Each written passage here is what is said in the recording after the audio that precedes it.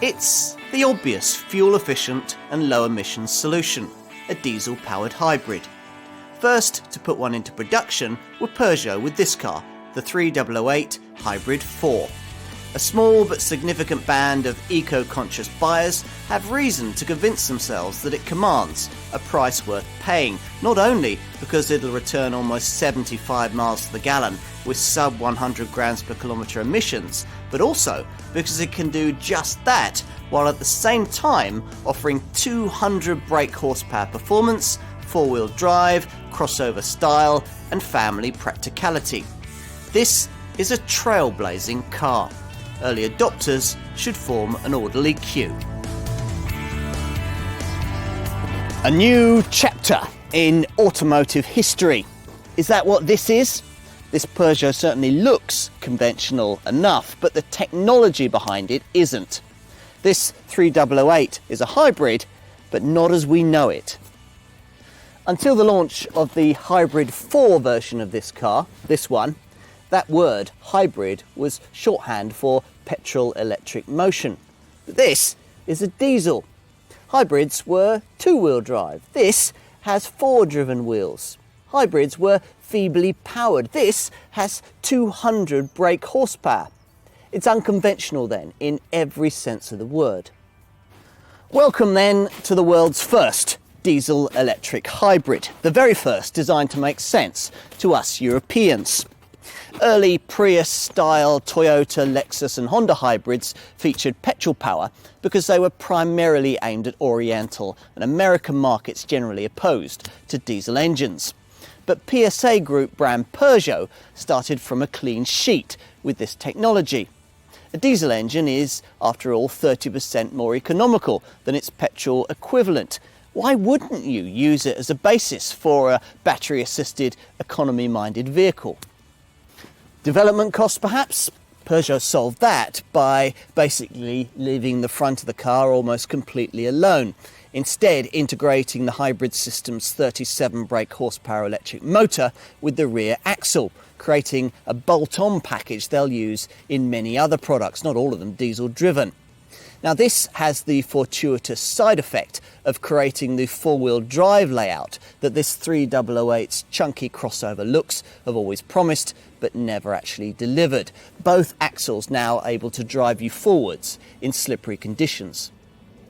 It all then sounds very good on paper, but good enough for the earliest adopters of this new technology to justify the inevitable price premium that it carries and ignore cheaper high-tech diesels and comparably priced electric vehicles on their way to place their Hybrid 4 orders? Let's find out. Climb aboard and there's little of the groundbreaking technology on display. Exactly, Peugeot supposes, as most customers will want. Twist the key though, and the differences begin. For a start, there's silence. That's because this car is able to proceed on electric power alone for up to 2.5 miles, as long as you don't exceed, 31 miles an hour. And then, well, let's find out.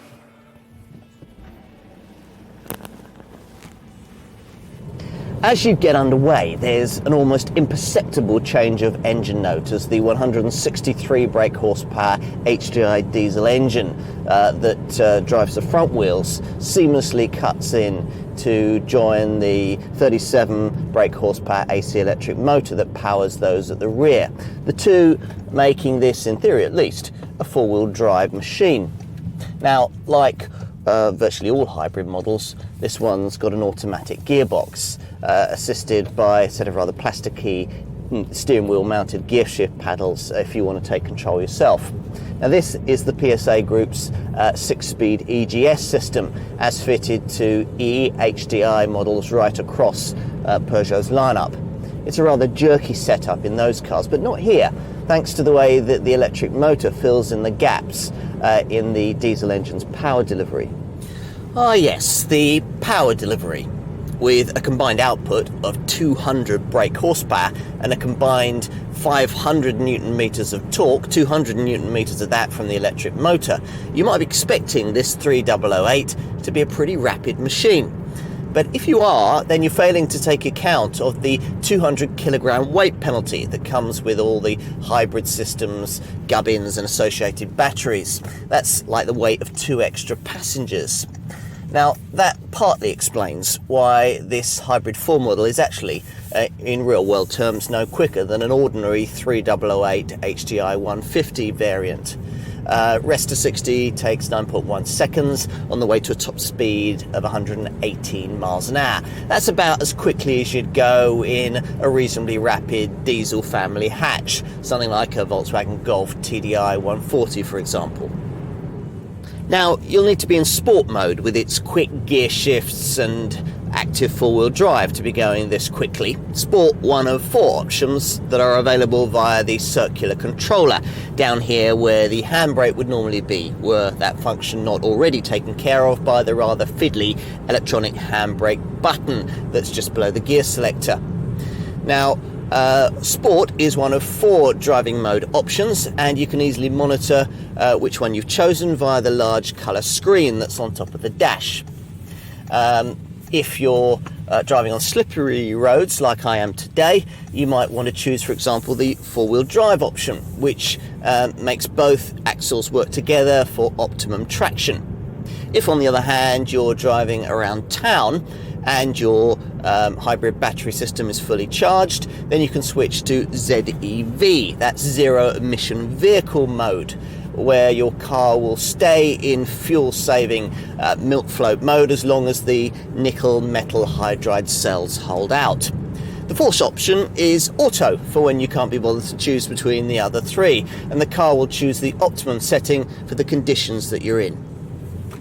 Now, the electric part of the equation will, of course, depend on 2 factors. How much recharging the batteries get, the more braking and off-throttle cruising you do, the better, and how hard you drive when you are under electric propulsion. Now, to help you better monitor both factors, Peugeot's designers have done away with the usual rev counter on the left-hand side of the instrument binnacle here and replaced it with a power meter. So, how does that work? Well, if you're cruising, foot off the throttle, or better still braking, the needle will drop into the blue charge zone, re-energizing the batteries for the next time that you want to run in ZEV or zero emission vehicle mode. Now, to maximize the range of this setting, you'll need to throttle lightly and keep the needle in the turquoise eco zone just above it. Accelerate a little harder and the needle will rise on upwards clockwise around the dial, showing you the percentage of power being used. Now, the only car I've ever driven with anything similar was a Rolls-Royce. So that's how it all works, but how will it feel when you're out and about? Well, let's start with ride quality.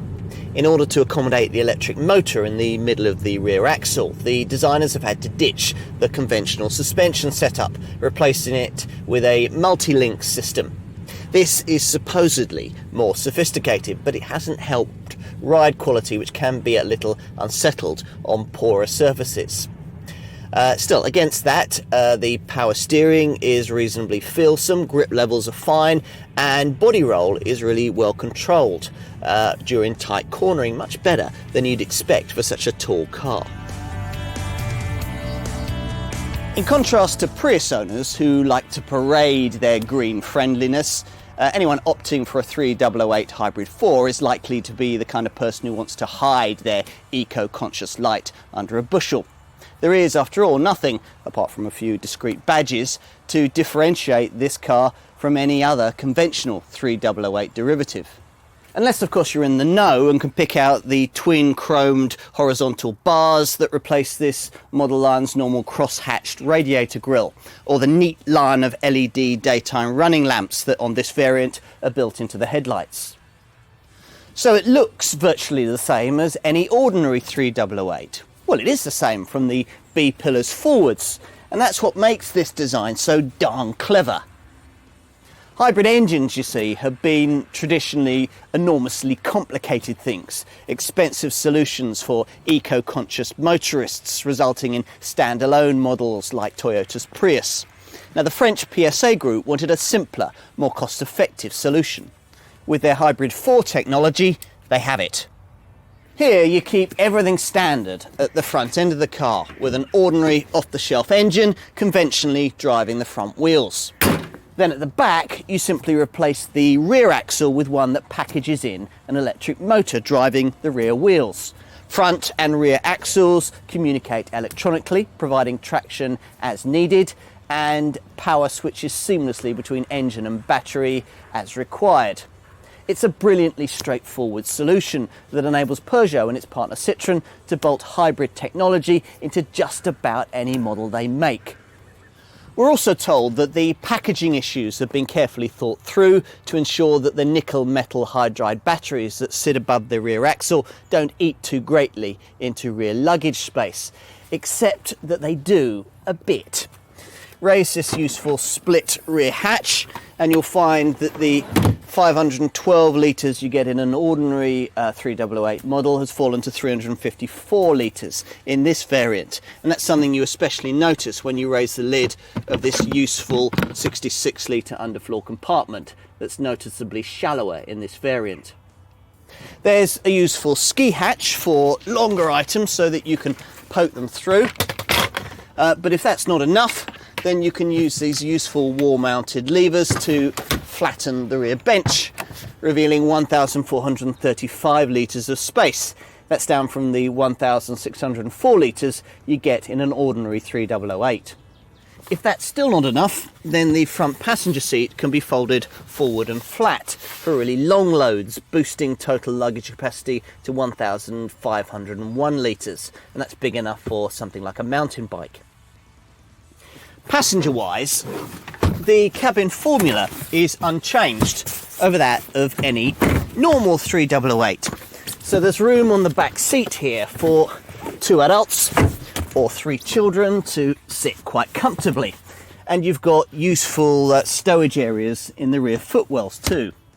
Now, it'd be even better if these seats were able to slide backwards and forwards to increase legroom, but unfortunately they don't. It certainly feels spacious when you're here up front though, and very well built. It's now obvious why the designers went to so much trouble to create a high quality interior in the original version of this car. They knew it was going to have to be appropriate to this £30,000 hybrid model. So it is that expensive soft touch materials and metallic trim abound around this raised centre console area, with high-tech touches like this head-up display there to give the driver the feel of being at the helm of a jet fighter. I'm not sure about that, but I do appreciate the airy feel of the cabin, aided by the large glass area and the raised driving position, and on this top plush model, further emphasised by a huge yellow panoramic glass roof. There's a lovely Bespoke auto gearbox lever, but irritatingly its position markers are small, unlit, and on the wrong side of the lever for right-hand drive motorists. I like the smart looking padded passenger grab handle though, something for your front seat passenger to hold on to should you get a bit carried away by all the four-wheel drive technology. Expect to pay somewhere between £27,000 and £30,000 for your 3008 Hybrid 4, depending on the model that you want and the options that you need. There's a £1,500 premium to pay if you want the 104 gram version that I've been driving here, rather than the entry-level 99 gram variant. Now, in terms of rivals, well, it depends on just how specific you want to be. This, after all, was the market's first diesel-powered hybrid, so buyers at launch wanting to compare it to something else could only really look at petrol-powered Prius-type hybrids. Yes, you could consider a diesel-powered conventional family hatchback, but then that would lack this Peugeot's four-wheel drive and crossover appeal. Yes, you could also consider a diesel-powered Qashqai-like four-wheel drive crossover, but then that would get nowhere near this Hybrid 4's running costs. There'll always be people that do want to make comparisons though, so for their benefit I'll tell you that this model will cost you around £3,000 more than you'd pay for a top Toyota Prius. About the same premium that you'll pay over the cost of a conventional Peugeot 3008 automatic fitted with the same 163 brake horsepower HDI diesel engine. As you'd expect, this diesel-electric combination is far pricier than a conventional pokey diesel family hatchback. Something like a Volkswagen Golf GT Blue Motion technology is about £4,000 less. But then that's a two-wheel drive family hatch. This is a four-wheel drive crossover. To get closer to the point where you're comparing apples with apples, I'd suggest that you consider another crossover with a diesel engine, four-wheel drive and an eco-flavoured remit. Something like a Volkswagen Tiguan, 2-litre TDI SE Blue Motion technology 4Motion. But then that would give you a manual rather than auto gearbox, would cost you a lot more to run and would only be about £1,500 less than this Peugeot. I suppose what it comes down to is that in essence there really is nothing quite like a 3008 Hybrid 4. Whichever version of this car you choose, 99 or 104 grams, you'll find a reasonable level of spec included, as for the best part of £30,000 you'd have a right to expect. Remember, if you're making comparisons, that the package includes a 6-speed automatic gearbox, four-wheel drive, stop-start and everything else that goes with hybrid technology. Alongside this, the basic version includes 16-inch alloy wheels, a rear spoiler, dark tinted rear windows, parking sensors, electrically folding mirrors, auto headlamps and wipers, daytime running lights, hill start assist, dual zone air conditioning with climate control, an MP3 compatible CD stereo with steering wheel mounted controls and remote control central locking linking into a Thatcham category 1 alarm. To this tally, this pricier 104 gram variant adds larger 17-inch alloy wheels, as well as the head-up display and a distance alert system that can keep you a safe distance from the car in front. Perhaps most significantly, this more expensive version includes Peugeot's Connect 3D media navigation system, which includes a jukebox linked to a hard disk, USB connectivity, a DVD player, Bluetooth compatibility for your mobile phone and a display that shows specific buildings in full 3D. You also get Peugeot Connect services, which could be a lifesaver. In an accident, you've only to press this SOS button and help will be summoned. If the accident leaves you unable to do that, then the GPS system will know where you are and help will be summoned automatically. Many buyers will also want features like this model's two-tone leather interior and its large cielo panoramic glass roof. I'd also want to consider the PPA parallel park assist system that is able to assess the size of a potential parking space during parking manoeuvres and decide on the possibility of your being able to park in it. Other tempting options include onboard Wi-Fi, DVD screens for the rear and a cycle carrier. As for safety, well, aside from the peace of mind that you'll get from being able to select four-wheel drive in difficult driving conditions, you've also got all the usual airbags and electronic driving aids you'd expect from this class of car, including ESP stability control linked to ASR anti-slip regulation. Everything then that you'll need to stay on the black stuff. So, can Peugeot really justify a £27,000 to £30,000 asking price for this 3008 Hybrid 4 when this car in conventional form, well, it's priced from around £17,000? As it happens, they can. Let's start with the basic figures. If you go for the 99G version of this car, then you can expect to get 74.3 miles to the gallon on the combined cycle and, as the moniker suggests, return 99 grams per kilometre of CO2. If you opt for the 104 gram model that I'm driving here, those figures fall slightly thanks to this variant's set of slightly larger 17-inch alloy wheels. So you get 70.6 miles to the gallon on the combined cycle and, as the name suggests, 104 grams per kilometre of CO2. It's all down to the way that the stop-start system cuts the engine when you don't need it in urban traffic, and the car's ability to pull away using its zero-emissions electric motor before switching seamlessly to diesel as the speed picks up. Now, to give you an idea of just how much difference this Hybrid 4 technology package has made here, it's instructive to compare those figures with those that you get from a conventional diesel 3008. An HDI 150 manual model, for example, would return you 50.4 miles to the gallon on the combined cycle and put out 145 grams per kilometre of CO2. A more comparable HDI 163 automatic with exactly the same diesel engine as this Hybrid 4 would manage 42.8 miles to the gallon and a smoky 172 grams per kilometre of CO2. Now, there are, it's true, cheaper petrol hybrids and super frugal diesel family hatches that can match this Hybrid 4's fuel and CO2 returns. Toyota's Prius and Ford's Focus Econetic spring to mind. But all of those options are slower, frumpier and two-wheel drive.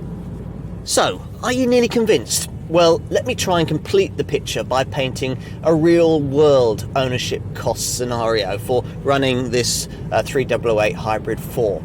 Let's look at the costs you'd incur in buying one of these as opposed to those you'd incur by buying an ordinary 3008 HDI 150 manual model. And that's a car that would, after all, save you around £4,200 over this one on the sticker price up front. But then, if you choose this Hybrid 4, the savings really start to begin. Let's stack them up over a typical 3-year, 60,000 mile ownership period.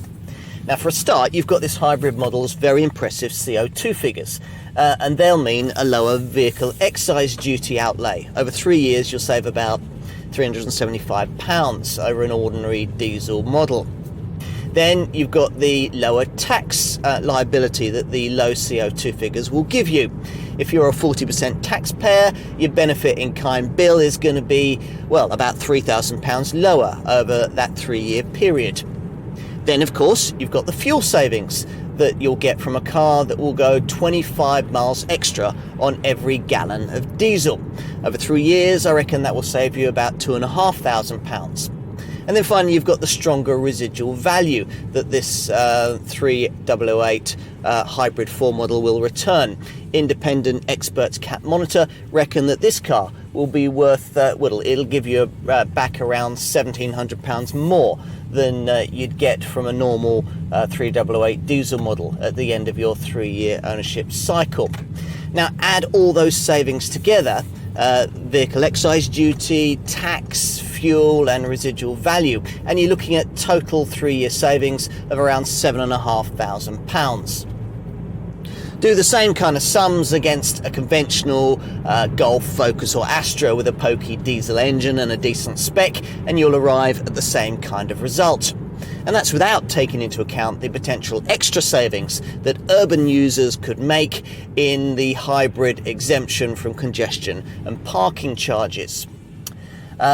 And of course, you've got to bear in mind that over 3 years, you'd be in a quieter, more powerful and better equipped car with 4-driven wheels rather than 2.